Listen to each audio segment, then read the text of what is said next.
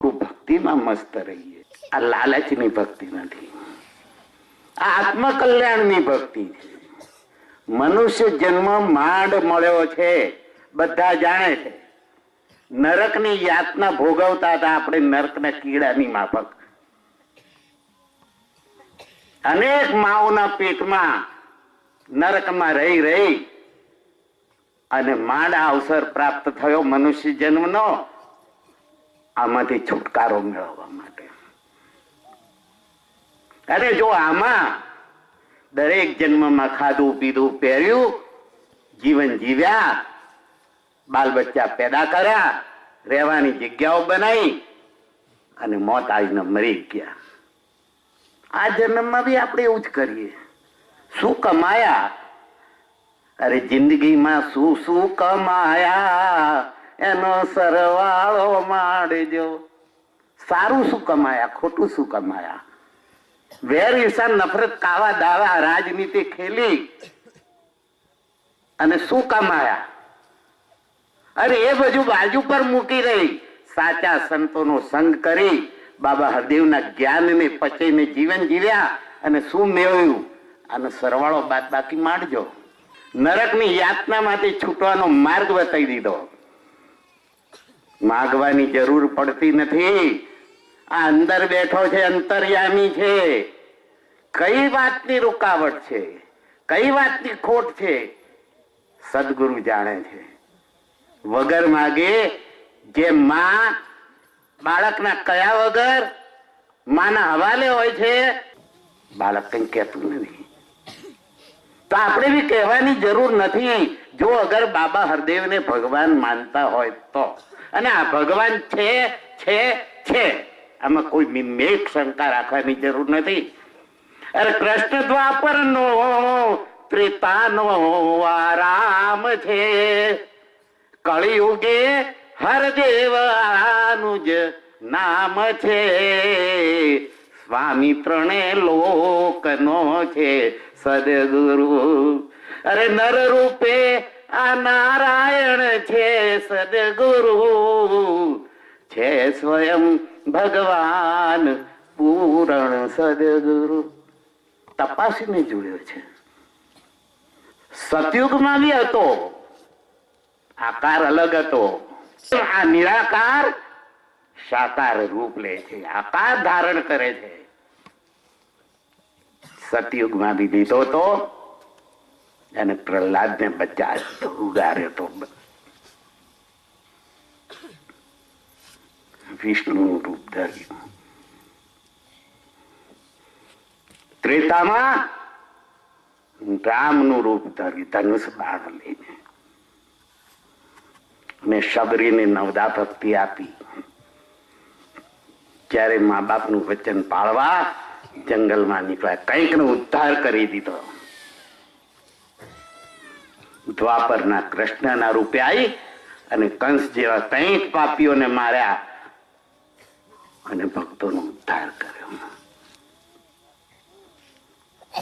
જ્યારે જ્યારે જરૂર પડે છે ત્યારે નિરાકાર કોઈને કોઈ આકારે લઈ અને સાકાર રૂપે પ્રગટ થાય છે.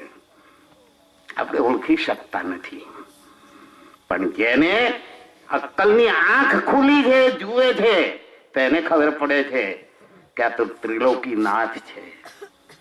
આને ઓળખવાની જરૂર છે.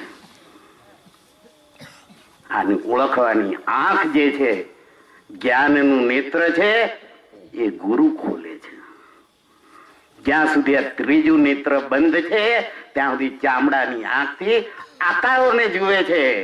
આ કાળો છે, આ ગોરો છે, ધોળો છે, આ લાંબો છે, આ ટૂંકો છે, આ જાડો છે, આ પાતળો છે, આ હિન્દુ છે, આ મુસલમાન છે, આ બ્રાહ્મણ છે, આ હરિજન છે. ત્રીજું નેત્ર ખુલે તો આકાર ખતમ થાય છે અને નિરાકારના દર્શન થાય છે. જેની જેની ત્રીજી આંખ ખુલી ગઈ છે એના મનમાં કોઈ ભેદભાવ રહેતો નથી.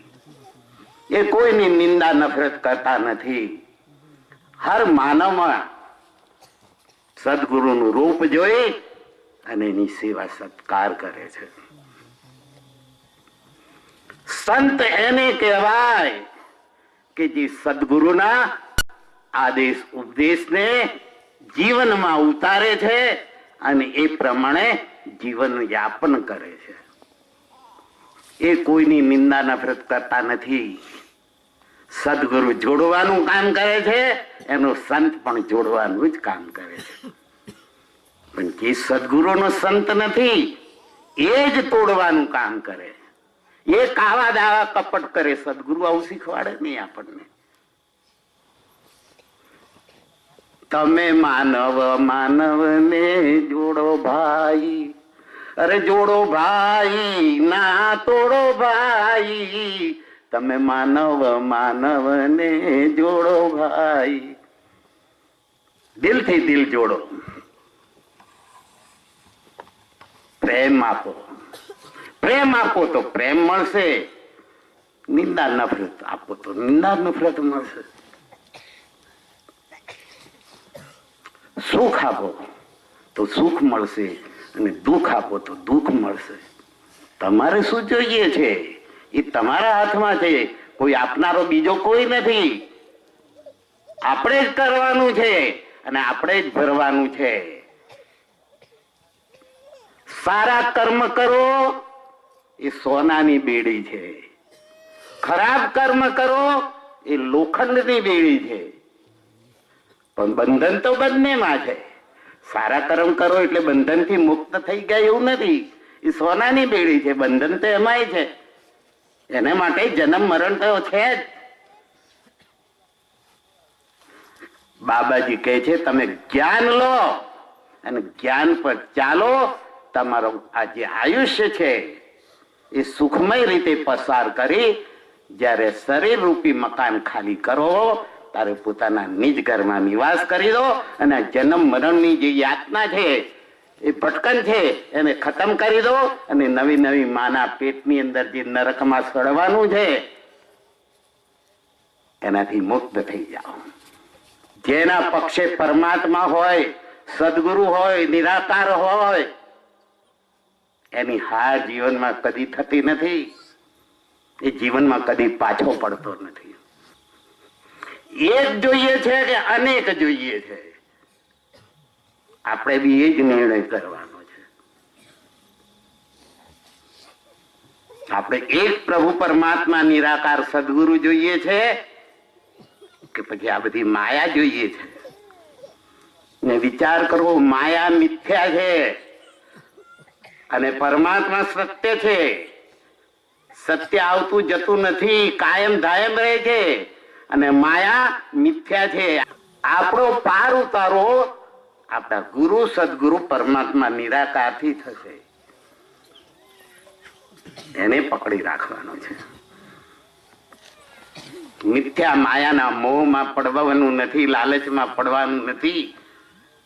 નિંદા, નફરત, લોભ, લાલચ આ બધી ખટાશો છે, ગંદકી છે, વિકાર છે. દૂધપાકના તપેલામાં એક છાંટો ખટાશનો પડી જાય, દૂધપાક ખરાબ થઈ જાય, કોઈ કામનો ન રહે. એમ આપણી ભક્તિમાં નિંદા, નફરત, વેર ઝેર, કાવા દાવા, કપટ, આ ગંદકી, આ ખટાશ, આનો છાંટો જો પડી જાય તો આપણી ભક્તિ ખતમ થઈ જાય, ખરાબ થઈ જાય. ને ભક્તિ ખતમ થઈ જાય, ભક્તિ ખરાબ થઈ જાય તો પાર ઉતારો ક્યાંથી થાય? પાર ઉતારો કરવો હોય તો ભક્તિ રૂપી દૂધપાકને હાચવી રાખવો પડે. એમાં ખટાશ ન પડે, એને માટે સજાગ રહેવાનું છે.